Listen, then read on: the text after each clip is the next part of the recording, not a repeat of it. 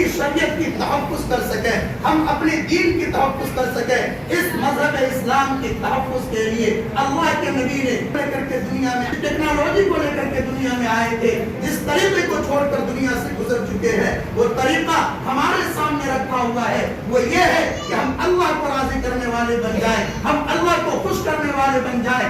اگر ہم نے اللہ کو راضی نہیں کیا، اگر ہم نے اپنی بیدار مغزی کا ثبوت نہیں دیا، تو یقین مانیے مسلمانوں، سر جوڑ کر کے نماز پڑھ رہے ہو، وہ دن ہمارے سامنے آنے والا ہے کہ ہم منفرد ہو جائیں گے، ہماری مسجدیں تالا لوک ہو جائے گی، ہمارے مدارس میں تالا لوک ہو جائے گا، ہمارا بچہ مرتد ہو جائے گا، ہمارا بچہ قرآن کی تعلیم نہیں لے سکتا، ہمارا بچہ مسجد میں اپنے سر کو نہیں ٹیک سکتا۔ وہ دن ہمارے سامنے آ چکا ہے، وہ دن دور نہیں ہے جس دن کے لیے ہم آج سے نہیں، جب سے ہم قدم رکھے ہیں، ہم آپ سے کہہ رہے ہیں آپ بیدار ہو جائیے، بیدار مغزی کا ثبوت دیجئے۔ یہ ملک، اس ملک پر بیٹھنے والے یہ مسلمان کے حامی نہیں ہو سکتے، یہ مسلمان کے وفادار نہیں بن سکتے، یہ مسلمان کے غدار ہیں۔ اگر انہوں نے یہ اعلان کیا ہے ہم مسلمانوں کے حامی ہے، تو یہ ان کا بہکاوا ہے، یہ ان کا پھسلاوا ہے، ہم ان کے پھسلانے میں نہ آوے۔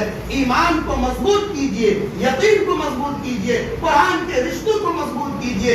اگر ہم نے قرآن کے رشتے کو مضبوط نہیں کیا، رسول اللہ سے اپنے رشتے کو نہیں جوڑا، تو یقین مانیے ہم چلے جائیں گے، آپ چلے جائیں گے، ایمان کے ساتھ جائیں گے، لیکن ہماری نسل جو اس دنیا میں رہنے والی ہے وہ مرتد ہو کر اس دنیا سے جائے گی۔ کیا وہ دن ہمارے سامنے ہے یا نہیں؟ اوقات کے مسئلے کو سمجھنا ہوگا اور ہمیں بیدار مغزی کا ثبوت دینا ہوگا، اور اس بات پر ایک حتمی فیصلہ لینا ہوگا۔ وقف کے بارے میں وقف ہم نے کر دیا، وہ اللہ کی میراث ہو گئی ہے، وہ میرے باپ کی میراث نہیں ہے، وہ میری جاگیر نہیں ہے۔ ہمارے دوستوں میں، یاروں میں، ہمارے چچا اور داداؤں میں جن کے پرکھوں نے اپنی زمینوں کو اللہ کے لیے وقف کر دیا ہے، ہم کو چاہیے ہم ان کو بیدار کر کے ان مدارس کے نام زمین لکھواوے، ہم ان کو بیدار کر کے ان مساجد کے نام زمین لکھواوے۔ اگر ہم نے بیدار نہیں کیا، ہم نے تیار نہیں کیا، ایک قومی کے لالچ میں آ کر کے کہ وہ زمین ہماری ہو جائے گی، وہ مدارس بند ہو جائیں گے، وہ مساجد بند ہو جائے گی، تو وہ زمین ہمارے نسلوں کی ہوگی، یہ بھول ہے آپ کی، یہ آپ کی بھول ہے، یہ آپ بھول بھلیا میں کھو رہے ہیں۔ یقین مانیے آپ کے پاس کاغذات اگر 10 سال پچھلا نہیں ہوگا، ریکارڈ نہیں ہوگا، آپ نے موڈیشن نہیں کروایا ہوگا، آپ نے رسید نہیں کٹوائی ہوگی، وہ زمین آپ کی نہیں ہے، وہ زمین سرکار کے باپ کی ہے، وہ اللہ کی نہیں ہوگی، اس حکومت کی ہوگی۔ اس لیے ہمیں چاہیے کہ اوقات کے مسئلے کو سمجھیں۔ وقف کی ہوئی چیز یہ اللہ کا ہے، یہ اللہ کا قبضہ اس کے اوپر ہے، غیر اللہ کا قبضہ نہیں ہو سکتا، کسی انسان کی میراث نہیں ہو سکتی۔ جس چیز کو ہم نے اللہ کے نام وقف کر دیا ہے، اللہ کو دے دیا ہے، ہمیں چاہیے ہم پلٹ پہ وہاں نہ دیکھیں، لیکن دی ہوئی چیزوں کی حفاظت کے لیے ہم سر میں کفن باندھ کر کے کھڑے ہو جائیں۔ آج جامع مسجد مرکز کا مسئلہ دیکھیے، دلی کا دیکھیے، بڑے بڑے مساجدیں ان کی نظروں میں ہے۔ ہم نے آج سے کئی جمعہ قبل بتایا تھا کہ 4000 مساجد اس حکومت کی نظروں میں ہے۔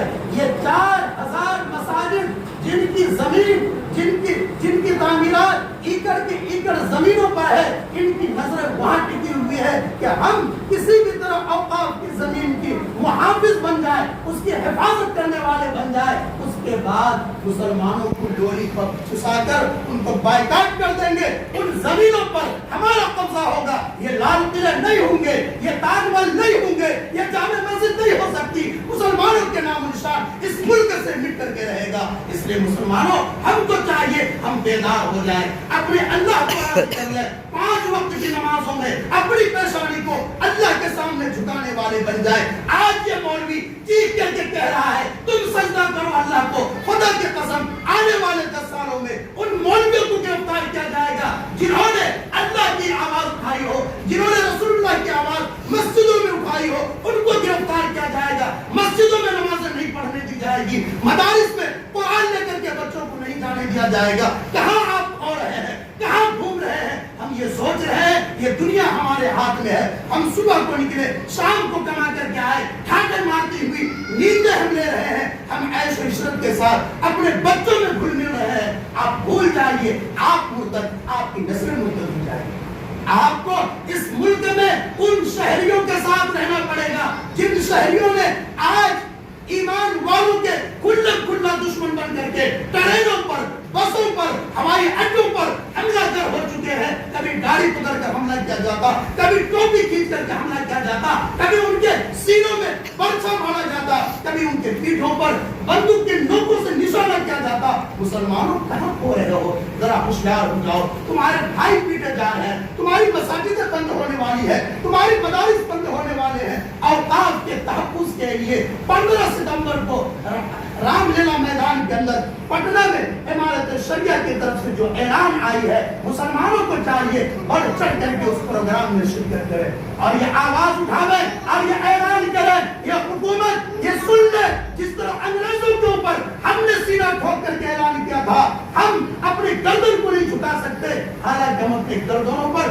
گولی کھانے کو تیار ہیں۔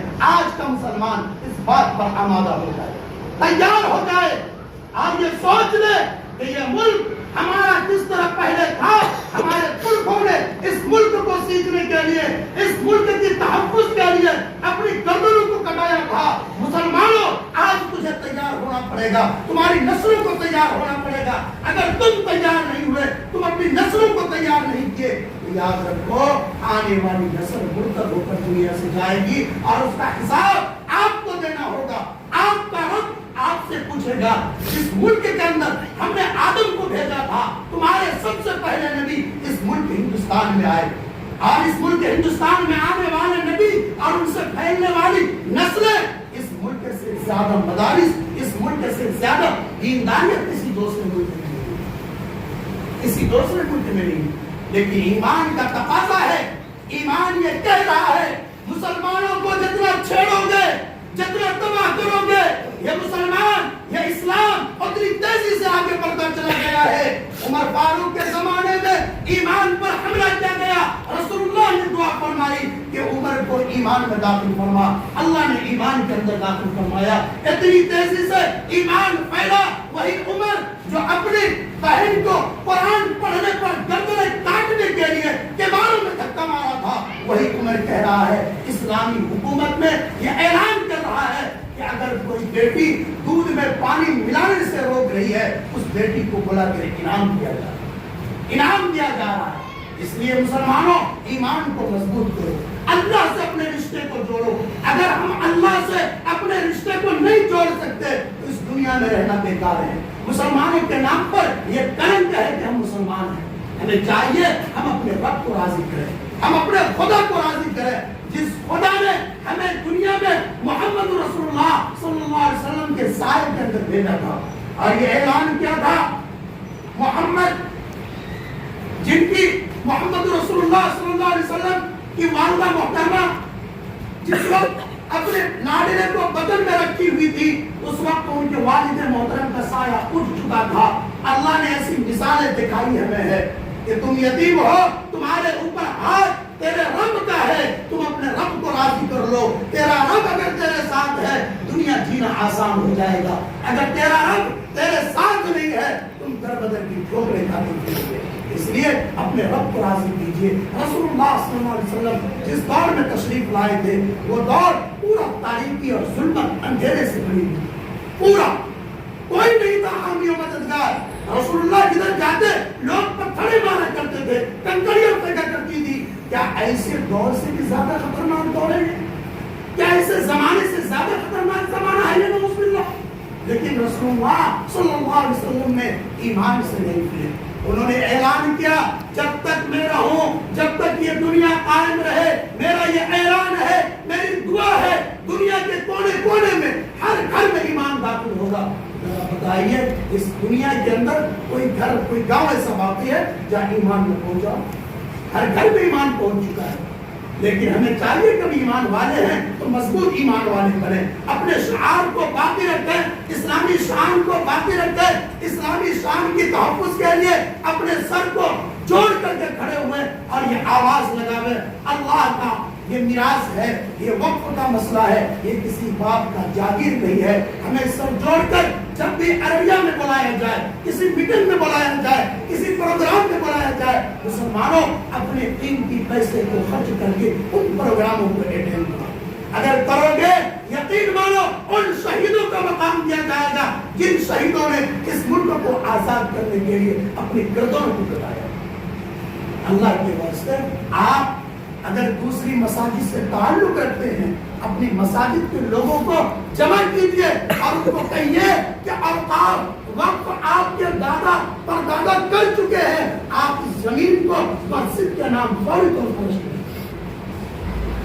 اگر مدارس میں دی ہوئی زمین ہے تو فوری طور پر اس کو رجسٹری کروائیے، اگر نہیں کرواتے ہیں تو بھول جائیے، وہ چیز آپ کی نہیں ہے، وہ کسی اور کی ہے۔ اللہ تعالیٰ ایسے دن کے آنے سے پہلے اس سوچ رکھنے والے، ناپاک سازش رکھنے والوں کی دماغ کو بھرشٹ کر دے اور اس کو اس دنیا سے اٹھا دے یا ہدایت دے کر ایمان میں داخل فرما دے۔ آمین تو کہیے۔